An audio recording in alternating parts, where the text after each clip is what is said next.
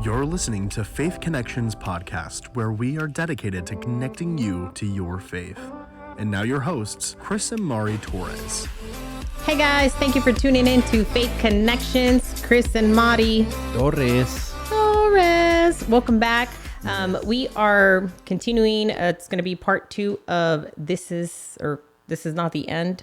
It is not the end. I know we've been really talking about suicide, some of the mental struggles and challenges that we're all faced with. Right. And I think sometimes we're suffering in silence. That's one of the things that we've been talking about. But one thing that I just kind of wanted to start with is when you think about suffering in silence, one of the things that we really need to focus on is, realizing when our signal is weak. Think about, your phone. We're so hooked on these electronic devices, and we get so upset when, the internet's out or the Wi-Fi is not working. I mean, for us that live in the country, man, we have to have good internet because it's tough to be able to have good reception. And so what happens when your signal is weak? You need to recharge or get to a better location for better signal. Well, yeah, but what happens when you start, when your signal's getting weak, you start kind of panicking, you start freaking out, like, especially if if you're needing help. You can't, if your signal's weak and you can't make that phone call, right?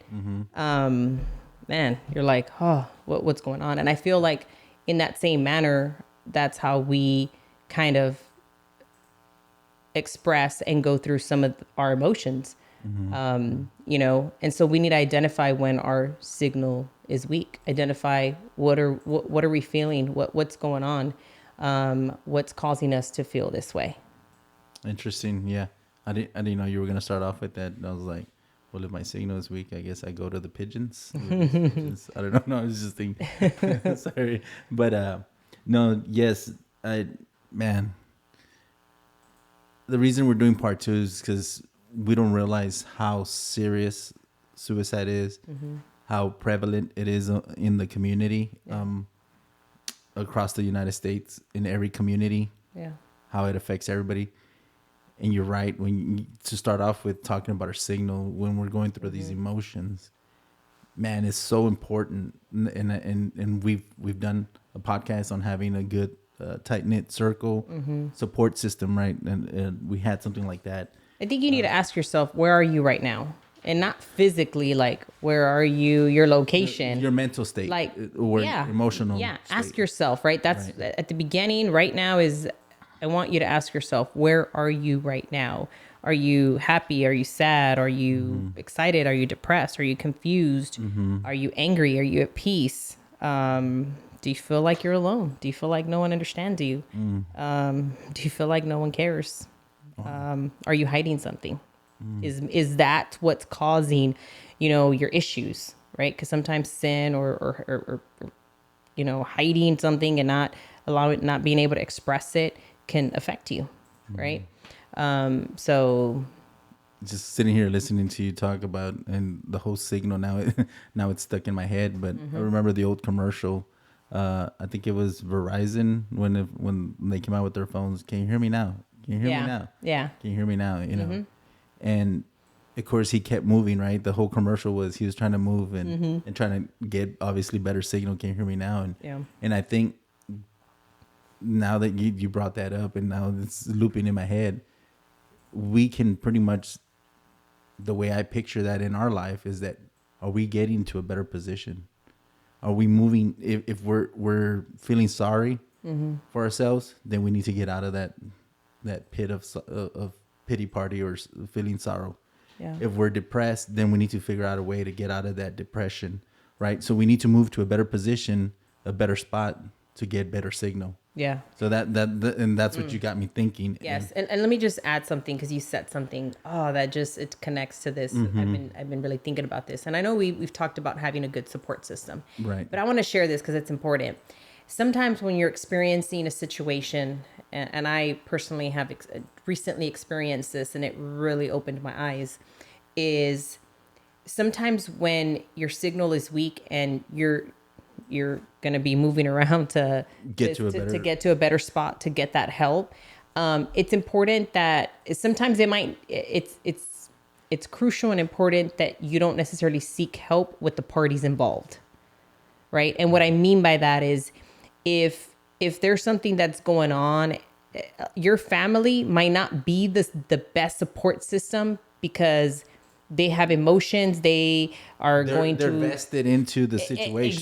Exactly. So you need to get a third party, somebody outside. From the outside, like a friend, someone who's going to be able non-biased. Number one. Number two, I think is that's not going to add to the stress, because I feel like sometimes when they're vested, because they're upset or maybe they're experiencing a different emotion or whatever the case may be, they might not help you. They might actually make things worse, and can actually even negatively affect you at a higher level, right? And so that's where you go through like all these emotions. It feels like a roller coaster because, maybe you're feeling alone, you're feeling sad, and then you think you can depend on these people, or this happens and it just makes it worse. And that can lead to, it can lead you to a dead end, Right. And of course the title of this is, it's not the end. So we need to move to a better location, to a better position, so that we can succeed, so that we can get out of whatever funk we're in. Exactly. Because suicide is so serious, and those thoughts can then become so intrusive, and they become, they begin as thoughts, but many times that human being, that person, sees no way out and starts acting on those emotions and on those thoughts. Correct. And I wanted to read a little something real quick on the suicide. Suicide and suicide attempts are serious public health challenges. They really are. It's a public challenge. It because maybe there's not enough social workers, there's not enough counselors, there's not enough psychologists. There's just not enough in the field. So when you're having these suicide thoughts or suicide attempts, it becomes a serious public health challenge. Suicide and suicidal behavior are influenced by negative conditions in which people live, play, work, and learn. So you think about all these environments where people live, the community, where their own household, where people play. If we're on the social media, that's where you play, right? You surf the web, do whatever, and then you start looking at, man, look at that life that person has. They're always thinking vacationing. Everything's perfect, That's and right. start looking at the negative in your life. That's right. That becomes negative. That's your play area of the social media, or you're looking at so much like want to be like a movie star that, man, they're living this life, or your favorite athlete. I think of, because play to me. They're so thin and I'm overweight or whatever. And then your work environment can become so stressful. Very stressful. We've seen a lot of, like we said, suicide affects whether you're poor, rich, it doesn't matter. If you're a CEO of a Fortune 500 company and things happen and you run into some hiccups and y'all lose a lot of money, we've seen people commit suicide over that. Yes. Because they're Fortune 500 companies, they're at the pinnacle of their careers, and they're sitting up top, and they lose a little bit of money and they think it's over and they commit suicide. So work, right? We see the stressors of work and learn. You think school environment. It can start from elementary all the way to high school and even college. We see it at all levels. Yeah. Unfortunately, and I know in this last episode that we talked about suicide, you brought up the situation with a high school student here within our local community, young teenage girl at the high school level. So it happens at every levels. We've seen them as young as small children, in elementary, middle school, high school, and even into the college, we see that. So and adults, right? Some groups experience more negative conditions or factors related to suicide. Addressing the negative conditions and factors can help prevent suicide and suicide attempts. And I think addressing these and also speaking out on them is very key and crucial to getting ahead of this. Being connected to family and community support system and having easy access to healthcare can decrease suicidal thoughts and behaviors. So you just think those are the basic needs of a human being, just to be connected with community. And this is why we're so big with this ministry, as far as and we titled it Faith Connections because we want to connect you, whether it's to a service, meaning that you need to go see a counselor or therapist. We want to connect you. Yeah. And if you feel that you're not at that level where you need to go see a counselor, well, then let's get you connected to God. Let's get you connected to a church. Let's get you connected to a Bible study group, something in your community where you can be active and release these emotions instead of bottling them in and getting connected. Yeah. I think it's important. I think both are important. I think, of course, faith, Right. God. Yeah.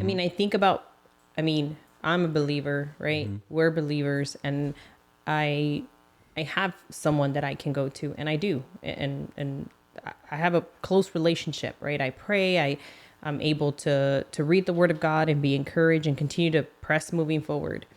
But even then, having that close relationship, I still struggle, right? There's still challenges. And I feel like a professional, therapist or someone can help in different ways, right? God uses them to help us channel different things, maybe things that we're not aware of, just by asking questions, get us to self-discover, acknowledge some of our things that maybe we're doing to ourselves, or maybe being able to express. And I think that goes back to that support system. It's someone who doesn't, they're not they're not vested. They're not part of your family. They won't judge you if you find the right person to kind of help you cope, right? And manage those, whatever it is that you need to work through. So it's important that you're able to have the support of both. And you're right. We're here to help you with both, right? Yeah. So I can't even imagine the people that don't have a relationship with Christ, because man, if I'm barely hanging in by a thread, really tough. Yeah. If I'm hanging in if I'm just harder. hanging in there, I can't even imagine the people that don't have that relationship with Christ. That's right. And that's the basis of our ministry here, is trying to get you connected somewhere, whether it's the healthcare professionals, or let's get you connected to a church. Let's get you connected with Jesus Christ, right? Because we know, we've been there. We faced it. We know what it feels like to be without Christ. And now that we've been involved in the church and doing this ministry and everything that we do within our own church, we know what it's like to have Jesus now, right? So we can honestly say we've done it both ways, without and with. And let me tell you, life without is so hard. Yeah. And life with can still be hard, but man, we know we have not only Jesus Christ to lean on, but we have our brothers and sisters in Christ. Yeah. And we have each other. And I think the closer we get to God, the closer we get to each other. I think too I feel like the biggest difference that has helped me in having a close relationship with God is peace. So even though my emotions are the human emotions still come out. Like right? Today was a very tough day. I'm just going to keep it real with you guys. Super tough. Right. But I still have peace. So even though I'm channeling those emotions and crying and sad or upset or angry, man, I still feel at peace. How can you get that? You can't. Only God can give you peace. Yeah. So I want to share something, because this, I asked a question. Ask yourself, where are you right now? Right? Where are you? And you reiterate it mentally, right? Not like your actual location. Where are you right now? And so as you're thinking about that, and as you're asking yourself that, I want you to try this. I want you to, get a piece of paper and, write down, I need help with whatever it is, blank, right? You fill in the blank. What is it that you need help with? I think it starts there. So once you're like, okay, how are you feeling emotionally? What's going on? Is at least write it down so you can at least start somewhere. Let's start channeling some of those, whatever it is that's going on, so that you can at least start being able to baby steps. Let's start at least working through some of those things. Good. Yes, so true. And I know last episode we shared some statistics, and I'll bring up some statistics again. And the reason, I'm going to share these is because what you just said is so true. And it's so valid, because this is what I'm about to share is what we're trying to eliminate and change the statistics, change the course of history, in the sense that where we're going, we're trending upwards, meaning that we're increasing in numbers versus in the numbers decrease. of death. Correct. So starting with these baby steps, these little simple things, exercises that you're sharing today, can be the I guess what they say the change the start to to making a difference, right? This the start to making a difference is the game changer is the word. Sorry, I got tongue twisted. I was just trying to say game changer. That could be the game changer. That instead of trending upward, we start trending those numbers downward, right? And man, this is kind of right here. This one hits pretty hard because as I read it, it just, man, it's like mind blowing. But there's one death every 11 minutes, and that one death is all by suicide. Wow. So there's one suicide every 11 minutes in the United States. And these are statistics from 2000 all the way to 2022. And like we shared, 49,000 people died by suicide in 2022 alone. Wow. Almost 50,000 people. Yeah, and the statistics I read yesterday, they were from before 2022, and that was what, 35,000? 30,000. Right. That was just Americans. Right. And look at from... This is already from 2000 all the way to 2022. Wow. And in 22 alone was 49,000. Yeah.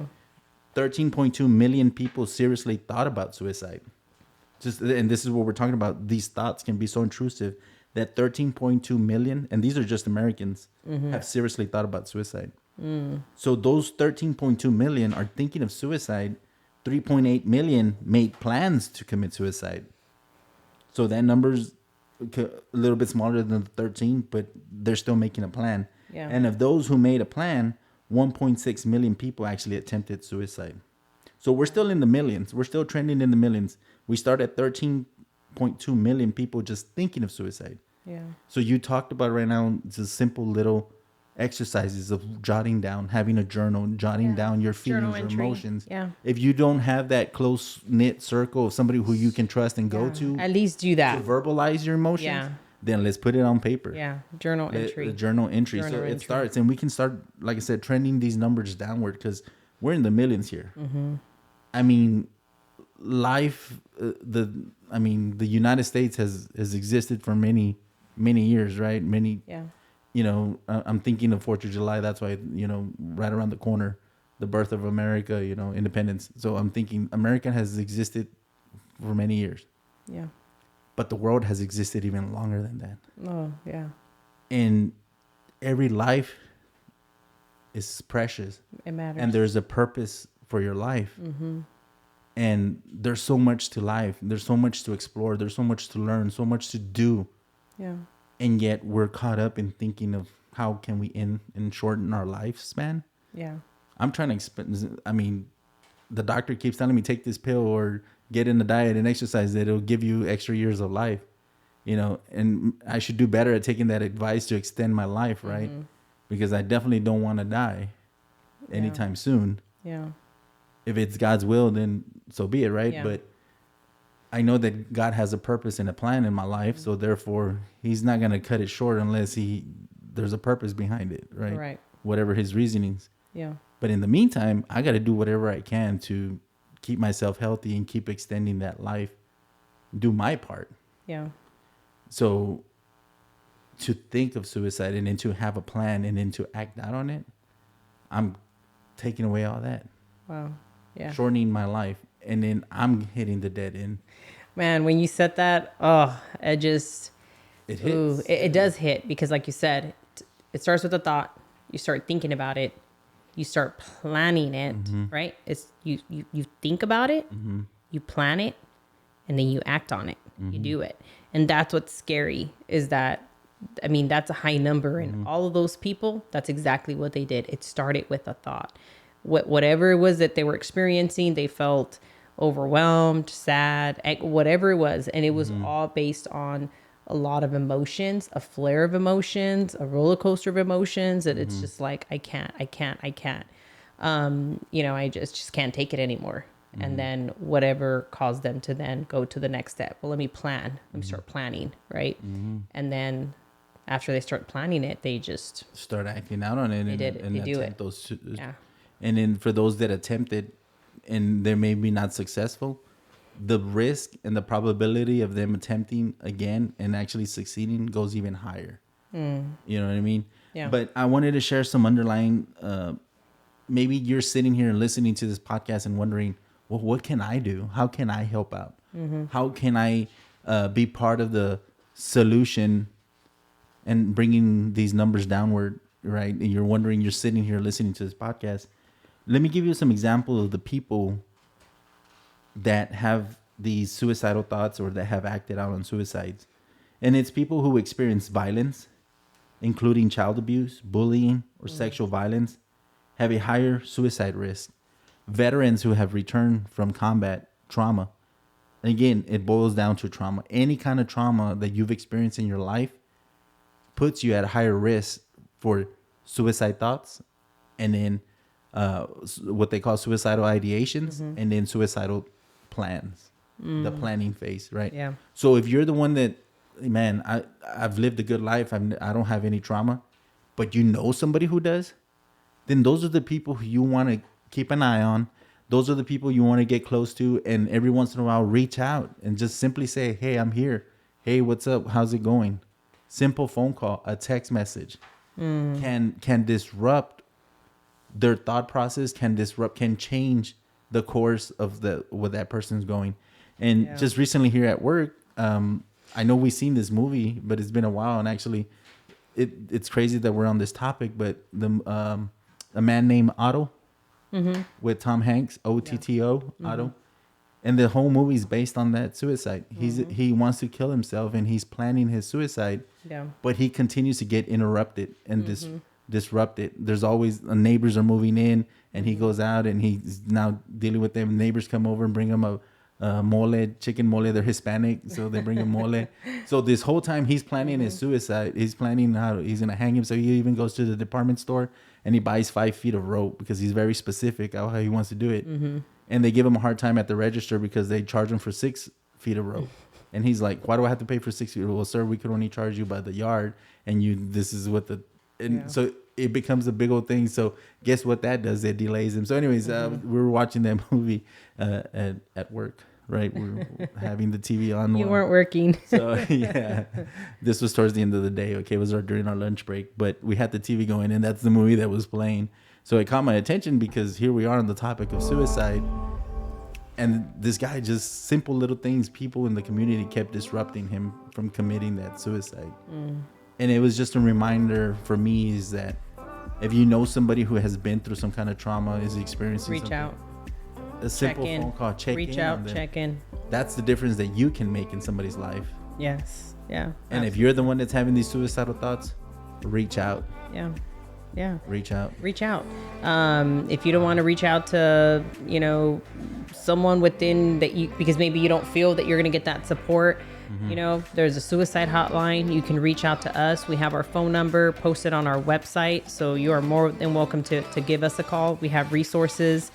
We'll end with this scripture, right? Because you're not alone. We're all going through it. I mean, I'm here, sharing, and I'm struggling. But I do have peace because of God. Psalm 46:1 says this: God is our refuge and strength, an ever-present help in trouble. You're not alone. You have someone that loves you dearly, and you do have a purpose in life. And not only, do the decisions of wanting for things to end, not only does it affect you, but it affects the people around you. And we never think about that. We never think about the people around us, our loved ones, our family, our children, our parents. So, make sure that that you have us, you have a support system. You're not alone. So make sure that if you're feeling down, start that journal entry. That journal entry can help, it can help you start kind of being aware, right? So ask yourself, hey, where are you at? Where are you at right now, right? Let me move to a better location. Yeah. Can you hear me now? Yeah. If you have a weak signal, find out, right? Start moving around, maneuvering, and get to that right spot to get to the right contact so that you're able to ask for the right help. So we hope that you liked the stream. Make sure you share it, you subscribe. Thank you so much for tuning in to Faith Connections, where we connect you to your faith.